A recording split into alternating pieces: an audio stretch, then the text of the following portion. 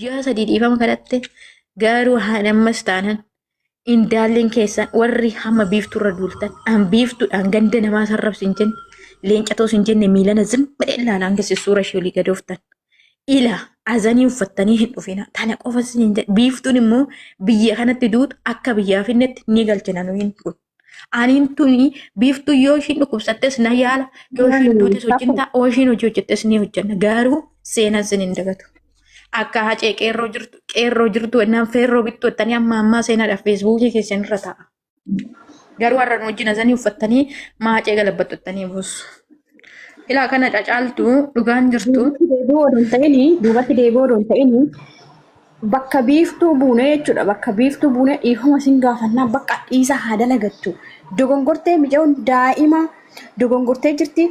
Yoo ishiin balleessite bireetti madda bireen odoo jiraateetti miidhasneedha. Maaliif isinirraa isa jala lubbuu bireen homaan goone mijayyoo filee dhiifama kadhachiin mija'oo dhalloole meediyaa irra jirtu siin jedhee mi'aarra jakiyya ani dhugaa rabbii surne dhee mimmaan naqabee mana xiyyaa keessa taa'eetiin hin boo'e dhugaa rabbii mimmaan naqabnaan viidiyootti bilbilee afaan takkitti dandeessanatti dubbachuu dadhabde mijayyoo.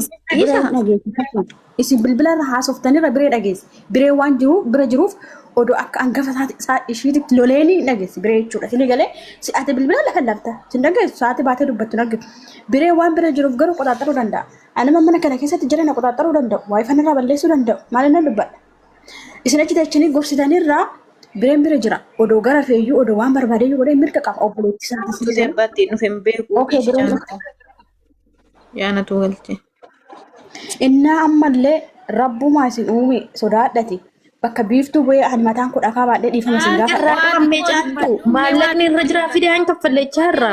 Amma micayyoon sun maallaqa fidisii kaffalleedhaan dadhabee dhugaadha hirmaattee irratti kuma kudhan. Dhagaa isinittan hima micayyoon tun maal balleessite micayyoon tun daa'ima teessan yaa uummata tiiktook irra jirtu maal godhettaniin dhugaa rabbii caaltu micoon tun homaan balleessine dhugaa rabbii laali micoon dogongoree dhiifamaa kan jette waraana. Dhiifama naa godhame akkam jirtu hundi keessanuu nagaadha. Dubbadhu bira yayyaa. Bira geessee ati biiftuu bira miidhagina si dawalaan ture daarektii. Baane hoo si dawwaloom kaastaati damma. Iddeen akka si dawwala. Waaqa dhugaa rabbii eessa humnaa deebiste. Ani nagarree abbuu amma dawwalanii natti marrabbiidhaatu Itoophiyaa irra naa dawwalame kiristoos yan naree horree. Amma harki yaa naggeedha nan naqi dawwalee amma dhaggeeffadhaa mi waa tokko dhaggeeffadhaa.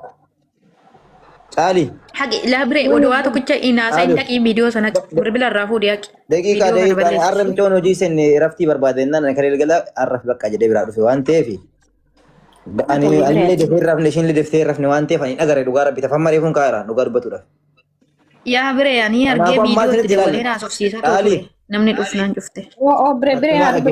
Akkuma dhaggeeffadhaatu wanta nagootan kana bicha na gargaara. Amma isin asirra teessanii waa'ee kana haasa'uu doon taane mee hundi keessanuu ajandaa kana jijjiira duraan dursato. Mee jijjiira anumatu isin hin jedhe. Umaan balleessite doon taane ba'aa dhiisa baqa wanna kanarraa bu'a. Mucoon durosoo waa tokko taate boruu hundi keessanuu dhuftanii natti quba qabdan nan beeka. Har'a garuu hundi keessanuu mana babbanattanii kan haasaa jirtan asitti.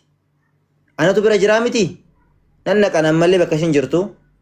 Ani nan arrafuu barbaadaa mee xiqqoo gala beedoo barbaadana dhiisee biraa dhufe ani hojiiyyuu seenin jedhee raftii irra jirte har'a. Viidiyoo kana dammoo amma Itoophiyaa irra waliin natti himan. Mee sinumtuuyyuu dhiisaa ba'aa asirraa bakka. Yoo dandeessan kana bichaa naa godhaa annan naqee nan dubbisa wanna isheen akkana gootuuf nan gaafadha. Biree dhaqiitii bilbila fuudhitii nu dhageessa yoo ta'e ijoollee tamma arrabsee birrii nu adeebistudhanii suura kaasii caaltu. Bilbila viidiyoo harkaa hidhee tokkoffaa viidiyoo kana dafii kaasi hin turiin hin deemu. Isa naan godhaa sinummaa Lammata immoo nuti meekaa sechaanii jira ijoollee dorgaan jira homaan taanee sechaanii jira. Lammata immoo ni beekta kuunatiyyuu. Dhagiitiyyuu bilbila ishii xiqqoo harkaa fuudhaa qolloofaa ofitti haa deebitu isaan duratti viidiyoo taasee amalaan qabee taasaan ture nama seenaa lubbuu waliin taphachiisnee turree maal taate nama taana dhukkubettee rafaa jirti. Ishii rafi bakka annetti nuyi gurubbiinee wajjin qoosnee tolee naan jette. Amma immoo micayyoon kun hangalabbattee birrii naa fidottu kana jala seente gisee ishiin joongoota argeen itti dabalee baay'asa laaleen hin baate jechuudha. Micayyoon kun dhugaadha. An birrii hirmaachuu fi dandeessi garuu risiita fidii ani nan galchaa jedheen. Hanga amma kana namaati galchuu fi dandeessu nama nani galchuu fi danda'u nama uummanni kun galchuu danda'u. Nama harrabsuun immoo waan namaa godhanii nama harrabsuun dogongoraa. Nama namni har'a waan barbaade namaan jedhe namni yoo dhaare waan barbaade siin jedha. Wanti akkana akkasii aarsu annan borullee kabbaade namni namaan dhiise nama hunda kanaan dhiise ta'ee dubbatu dandeessa. Ani hoo caalii beeka caalii wanta kana kan godhin gizee jedhe caalii na dhaga'uu dandeessi. Siif wanta kana kan godhin gizee na dhaga'uu dandeessi. Namni 500 nazala yeroo kun biraan nun nagaa jechuudha. No. Biitu si gubee obboleessa koo Kanaafuu amma meeshaa ajanduma kana irraa bu'a. Isa ajanduma kana irraa bu'a. Dhaqiitii bira deeme bira hin turiin bira deeme maaliif bilbilli ishii qulfiidha bee yaalan jira. Biree dhugaa baay'ee tokko si kabajaa galatoomii takka taattali micayyoo tana biree maal sitti fakkaata daa'ima intalattiin waan haasoftu hin beektu. Nu waan hundaa qammasnee irraa tiktookii kanarratti amantaa keessa xiqqoo qammasnee arrafamnee jirra. Kutaa namaa bichaan xunne hangara kootiin jechuudha waa xiqqoo dubbadheeraanu jechuudha duraan. Ergasii garuu miidhaa qaba. Miidhaa inni qabullee argeen jira. Kanatti dhaabadheen taphachuu dandeechi ijoollee waliin kolfuu dandeechi. Lammaffaa immoo biiftuun nama biizinesa dalaguudha. Namni biizinesa dalagu arrafamullee irratti tufamullee hin cadhisa jechuudha. Nuti mana madaami jira waan ta'eef akka barbaanne ta'uu dandeenya. Ishiin garuu achirra hojjetti ijoollee waliin wal tasmaammaatee jaalalaan malee akka afaan illee hin badinaa ijoolleen biizinesa daladdan of eeggadhaa afaan nama mucucaa ta'e. Lammaffaa immoo daa'ima waan haasoftu hin beektu galuu fi dhabuu danda'a isinii galee irraa bu'aati bakka ishii buunee dhiifama isin gaafanna bireenis hafuunis bakka dhiisaa akkuma duraa sanatti deebi'a adaraa rabbi isin qaba jechuudhaan. Inna kana fakkaata biree galatoom obboleessa keenya ulfaadhu. Ishii bilbila boqqollooftee artiidha qibraa maaliif biyyarraa natti dawwalaa jiru warri biyya. Mana hin jirtu dhamma naa baatidha. Eewu bira dhattee. Maal beekan eenyu beektu eenyu bira dhatte hin beekan. Qaxxitaa sin kaastu mana sin jirtu. Yaa qaxxitaa roon itti yaalaa jiraabe hin kaastu dee. Aanoo waan akkana si godhee. Rakkisaadha dhugaa rabbi. Miidiyaan kun afaan tokko afaan namatti dabarraan achuma ajaa'ibsiisa. Seenaa dhaqii lakkoofsatti gee fidi meeshaan biroo irratti gee dabalatti gee yookiin wabii fidi.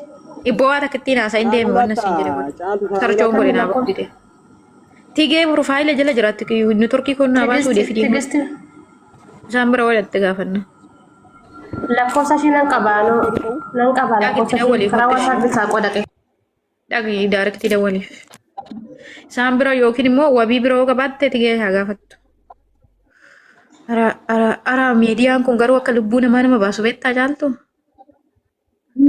Tiktokiin kun diina hama dhugaa rabbi ofirraa dileetii godha. Diina hama. Kanaan booda nan agartanii ettee baata kinoo bilbila cufatte. Meeshatti argaree mucaan amma mi'aa Oromoo. Yaadatti qoon qaba. Agaamini jaaltu.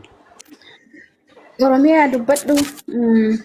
Eenoo xiqqoo sagaleen koo gadi bu'a maaliif sirkichuma waan. Gadi bu'a.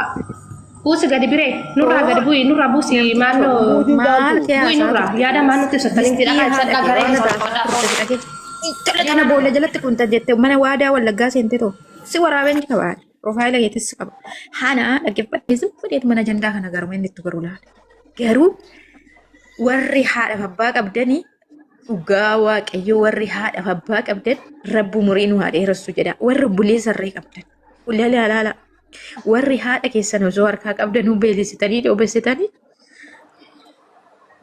rabbi irratti isiniin tolu. Safoo dhiisee waan akkasii keessa sin galinee lubbiyyee lammaffaa immoo waan gootanii nama rabsina.